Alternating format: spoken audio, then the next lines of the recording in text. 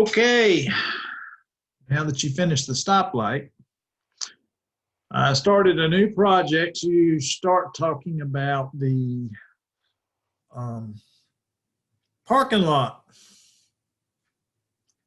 This has counters. Counters are known to double count. So one of the things you need to look up is something called contact mounts and how to debounce switches. All counters have or all switches have some degree of bounce, and sometimes PLCs will catch it and you'll wind up with a double count. So using our standard 3 switches, we're going to use the reverse logic of our stop button as our inlet gate, and then our stop button and our selector switch is our outlet gate. Because we got one input and 2 outputs. Okay, let's put a timer in there. So let's do the timer. Not a timer, a counter. All right, there's my counter. All right. Counters are CTs for counters. So your first available one is counter 1. Set point, just like a timer, you can put in a physical set point in the counter, but then you can't change the set point. So I strongly recommend you use an integer. And that should be okay. Now, my count type is I can count up, I can count down, or I can count up and down. If I'm going to count parts, fill in a box, and I'm only counting in one direction, I count up. If I'm counting parts going out, I can count down. Just like a timer, there'll be a done bit. But if I want to count cars in a parking lot, I need to count up and down because I've got cars coming in and I've got cars going out. So I'm going to put in count up and down. What you see here is an up rung, a down rung that's not connected over, and a reset rung. So anytime your false to true on your up is made true, you will up count 1. When your down rung is made true, you will down count 1. And when your reset is true, you will actually reset your counter. Okay? So I've got 1 point of input. And let's make it X1 because it's normally open. I mean X2. I think that's the normally open start button if I'm not mistaken. Okay? For down counting, this is a little tricky. You've got to sort of highlight it. And I'm highlighting it there by the just on the left side, right by the down count.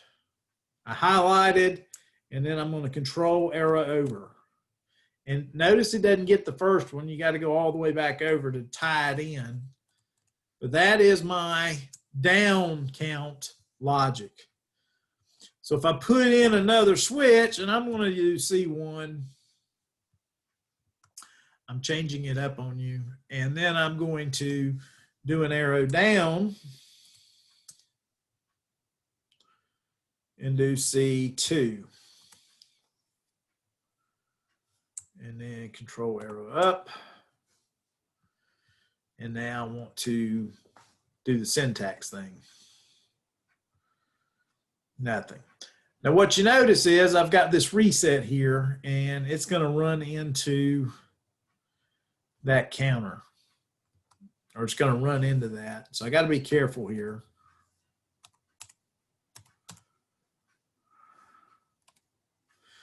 I can do it that way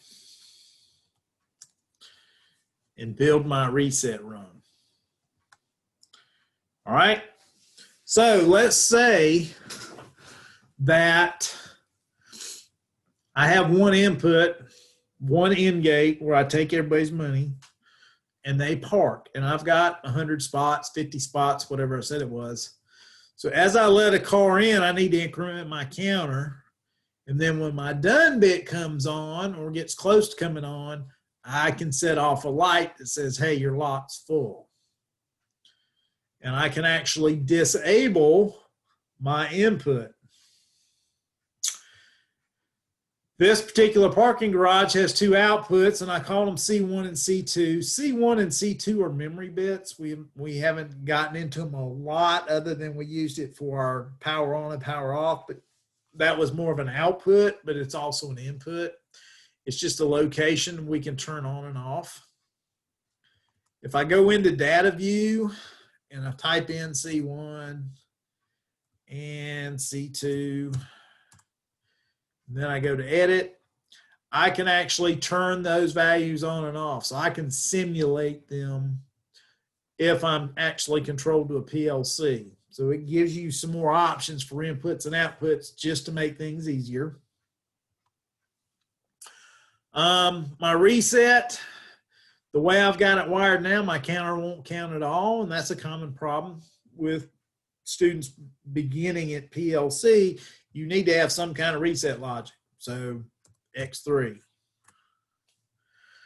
So in this case, if I turn on my selector switch, then my PLC will reset.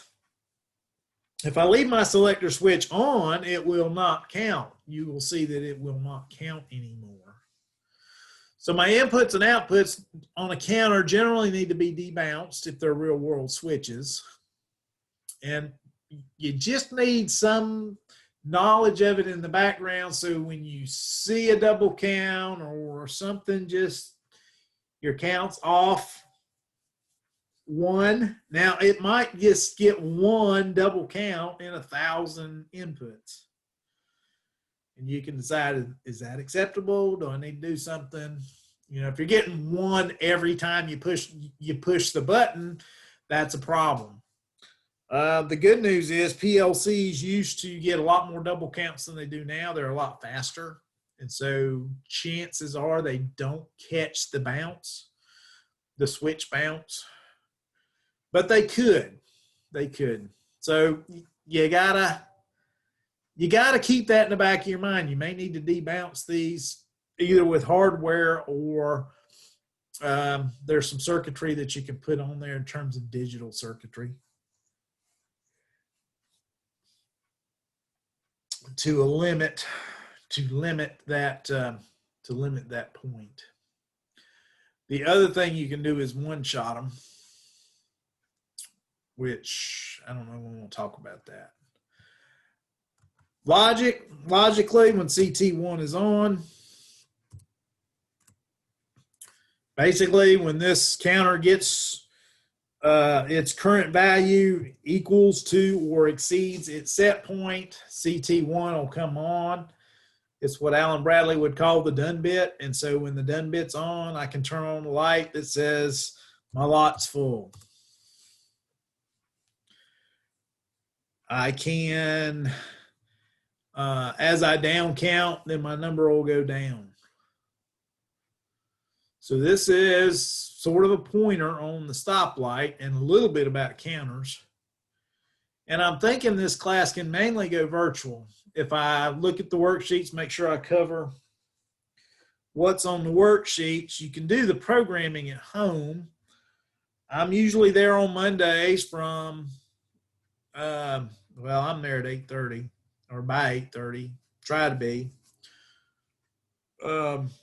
We got the wiring class and then the PLC class. So if you want to come in, you got questions, I'm usually there on Monday if you want to try something at work. But this will at least give you a start on the parking garage counter. So if you've got a friend with a parking lot and you want to be his IT person and you want to set up a counter and keep track of all the money he's making, maybe he'll give you some of it. And of course, it's warning me down here at the bottom, I don't have an end statement. So wherever you get to the end, you need to end it. So I'm going to save this and then probably come back to it once I go in and look at the specifics of what it needs. But I know you're going to have a counter, an up-down counter. I need to talk about switch bounce. And you can decide what inputs and outputs you want to use. We're eventually going to need to reset it. And then we want to turn on the lights and our lot's full. And also our, I do remember one thing. Let's save project as real quick. So this is parking lot.